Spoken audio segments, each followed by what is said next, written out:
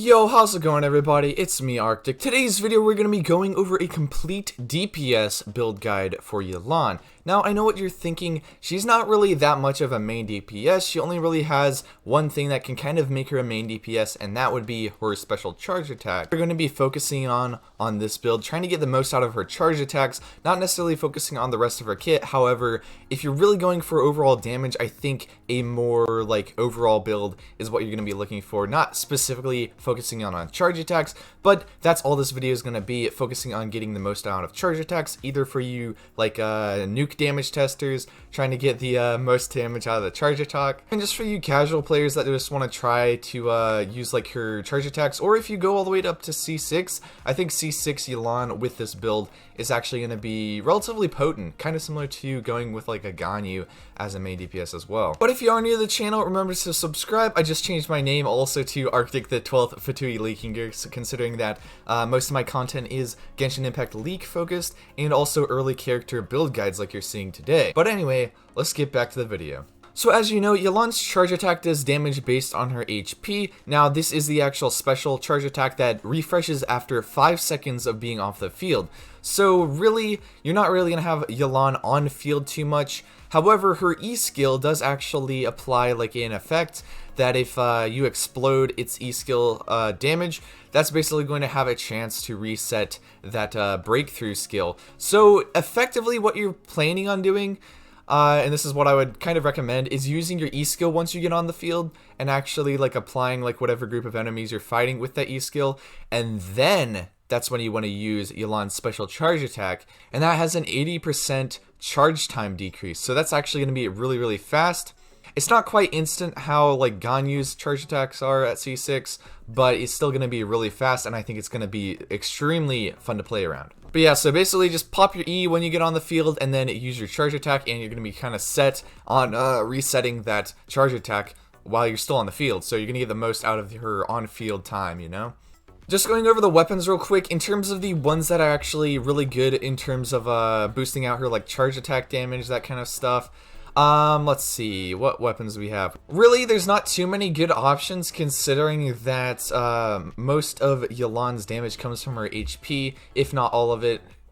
And so really I would say the best options are definitely going to be Sacrificial Bow, because you can reset your E skill while it being on the field pretty much. I think each of the explosions that she does has a chance to trigger this, so if you target multiple opponents with her E skill or mark multiple opponents, it's going to be pretty good. Plus, whenever they explode on enemies or whatnot, that's actually going to have a chance to refresh your special charge attack. So she's going to have a lot of damage potential right there, and having an extra E skill is actually going to basically increase your on-field potential. Plus the energy recharge from this, basically it'll allow you to cast your burst whenever you have Yelan off the field or kind of in between times, you know. Then also Viridescent Hunt's going to be really good because you can group up enemies, that kind of stuff. I've already basically talked about most of these in my weapons build guide. But then out of the 5 stars, Polar Star is great just because the crit rate is really nice. You really want to have good crit stats and also a high amount of HP for the Yelan main DPS build. There's not really too many good options other than that, other than just basic options out on the weapons. But I do actually want to mention these 3-star weapons right here. So out of the 3-star weapons, since she doesn't actually need attack, you can actually get a good amount of crit damage. So for example, Sharpshooter's Oath. This one's actually going to be really good, especially for the main DPS kind of build, focusing on charge attacks, because weak spot damage is going to be increased by 24%. So that's actually a huge amount of damage. I'm not quite sure if her special charge attack actually hits weak spots, considering that it's AoE damage. So I'm not sure if this will actually proc, but this does have a large amount of crit damage actually. So quite a good weapon. And then the other option I would kind of consider is Messenger could potentially work, but Raven's Bow could potentially work also, but only if you're using her with pyro supports trying to set up vaporizes. I think that would actually be pretty good because vaporize on Yelan should actually be pretty good. And then out of the artifacts, I've already made an artifact build guide for her, and I think the best in slot still stands even for the main DPS kind of stuff. That being going a 2-piece Heart of Depth and also a 2-piece of the Tenacity of the Millith, because that gives you 20% HP. But since we are focusing on charge attacks, you're going to kind of want to focus on something, an artifact set that actually kind of boosts that out a bit. So either being like a Wanderer's Troop 4-piece, which actually would be pretty good because of the 80 elemental mastery that can actually factor in if you are running like a Vaporize. So this might actually turn out to be better than some of the other options. But then he's also got the Retracing Bowlight set, which increases your shield strength by 35%, and also normal and charge attack damage by 40%, so that's going to give you like 40% extra like charge attack damage, so pretty good right there. And nuke people that don't ever want to use her ult, well, you can try out the Shimanaw's Reminiscence set right here, because it's going to give you like 10% extra more charge attack damage and whatnot instead of the Bowlight set.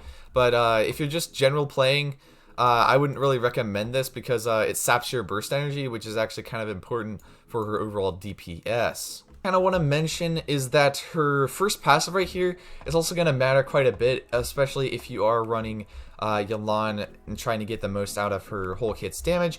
Her first passive basically increases her max HP based on how many party members you have that are different elemental types. So if Yelan's the only Hydra character you have in your team, and you have 3 other different elements, that's going to be like 30% extra HP. Actually going to boost out your damage by a whole lot. But even going down to like the 12% or whatever kind of spot right here, if you are going for Vaporized team comp, I think it would still be worth it if you are damage testing.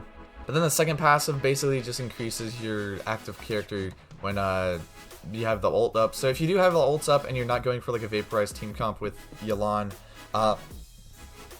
yeah, having your ult up is actually going to give you a pretty good DPS rotation with her on the field, using her E skill and her charge attacks effectively. Yeah, I just wanted to mention Constellation 6 also, considering that that's also going to be a very, very potential DPS kind of thing for Yelan. And so after you basically do Depth, Clarion, Dice, it's actually the Q spell, so that's basically her ult. It's going to give you this effect, so in this state, all of Yelan's normal attacks will be stronger Breakthrough Barbs. So with these Breakthrough Barbs, will have all its normal abilities, and the damage dealt will be considered charge attack damage. Oh, well, that puts a thorn in the Thundering Pulse uses XC6, but they deal 130% of normal damage, so that's a pretty good substantial bit right there. The Mastermind state lasts for 20 seconds and will be cleared after Yelan fires 6 arrows. So that's like 6 Breakthrough Barbs from her normal attacks, and then you still have that charge attack one, that normal charge attack one that you can do, I think, from that. So pretty good C6. Yeah, it really doesn't change anything in terms of weapon choice or artifact choice. You still want to go with something that's going to give you a lot of HP and or a lot of charge attack damage. So definitely, yeah, C6 is pretty good. Anyway, I hope you guys liked the video down below. Also remember to subscribe if you guys want more content. But anyway, I'll see you guys in the next one. Farewell.